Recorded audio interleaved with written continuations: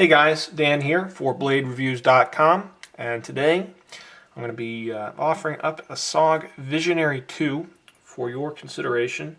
Nice knife from SOG. This one's made in Seki City, Japan, so a little different from some of their lower end offerings like the Aegis and the Trident and all those kinds of knives. But it's got some interesting differences from those, so I'm pretty excited about this review and would like to just dive on in and get the ball rolling here. So let's do some very quick specifications. We've got a blade length of 3 3/4 inches. We've got an overall length of 8.37 inches, and we've got a weight of 4.3 ounces. So, you've got a pretty good size folding tactical knife here, and I want to make a comparison with the Griptilian, the Benchmade Griptilian, because I think there's a lot of similarities, and we'll kind of discuss some of those as we move on through, and it's a very interesting competitor. So yeah, I'm going to be making some comparisons. But to start off, let's take a closer look at the SOG, and let's take a closer look at the blade on it. And it is made of VG10 steel. That's a stainless steel from Japan. Very common steel, used in a lot of Spyderco knives. They're Japanese knives, and it's proven itself. It's capable of getting incredibly sharp, and it does a very good job holding that edge.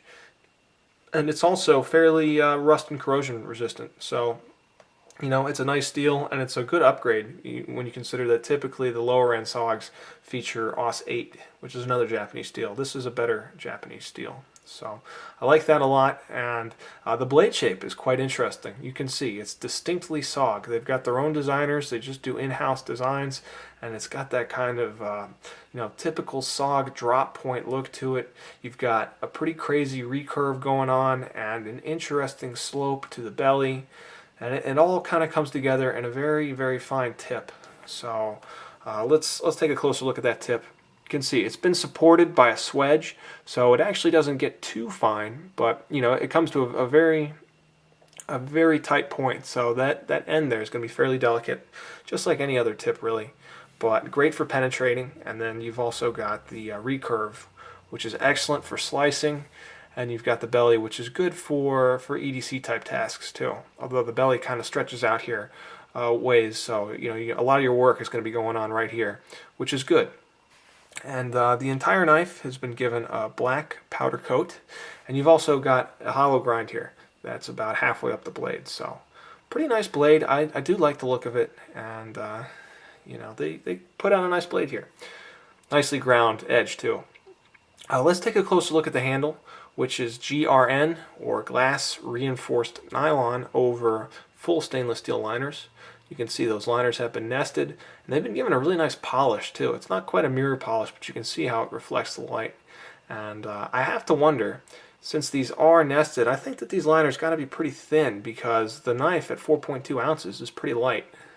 And that's good, because you get all the benefits of the stainless steel liner, but you don't get all the weight of really thick liners. And given the construction of this knife and its intended use, I think that's good. So, nested liners, they're not milled out, but since they are nested like this, I don't really mind, and considering the weight, I don't mind. So it looks very nice. Everything's flush. The handle has been screwed together, so you can take it apart. There's no rivets or anything, so that's nice too. And I like the way it's been finished. So let's see what it's like in the hand and kind of examine the ergonomics a bit. You'll notice that it's got this excellent thumb ramp at the top with some very good jimping. This stuff just locks your thumb in place. I would take this kind of jimping on any knife. Just wonderful. I'm applying a lot of pressure. You can't really tell, but I'm really squeezing on it. I'm not going anywhere. So big thumbs up for that.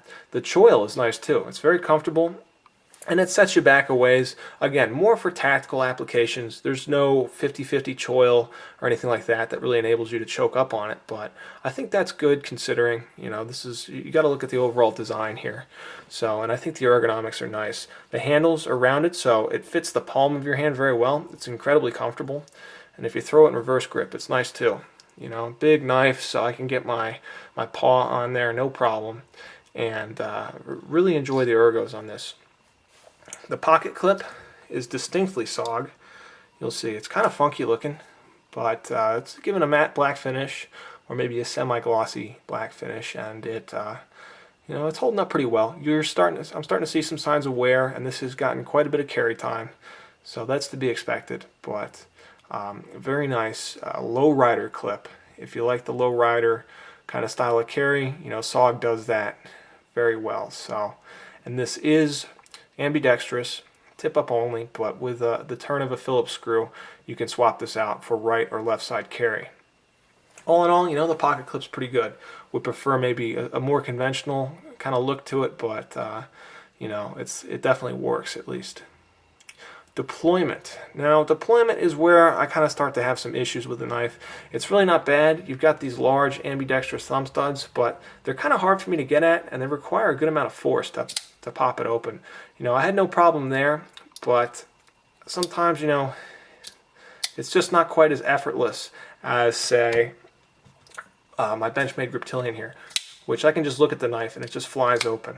And, you know, that's the kind of benchmark sort of deployment that I'm looking at, and that may not be super fair of a comparison to make, but you know, it kind of is what it is. They're similar prices, and they've got similar setups, and they're similar sizes. So I think the issue with the deployment is probably the washers in here. They're actually Teflon washers, and I know that's common with a lot of Japanese knives. Teflon washers are very smooth, but the way they break in, I just love the way the phosphor bronze washers break in. To me, they're better. They don't get kind of grit in them, and they don't get chewed up by dirt or something like that, like the Teflon washers can. And they seem to last longer. And then they seem to, as they wear in, as that metal kind of shaves off the liners, they just seem to get slicker and slicker. Whereas the Teflon washers, you know, it depends on the knife. Some are very well done. This is well done, but it's just not quite as smooth as the Griptilian, which you know, may not be entirely fair, but I think it's something to consider. You know, because if you're looking at this knife, you're probably also considering the Griptilian.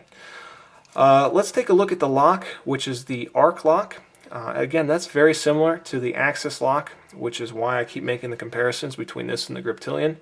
But the arc lock is nice. It's smooth. It can be actuated with either hand. You know, it's right or left hand. It's fully ambidextrous.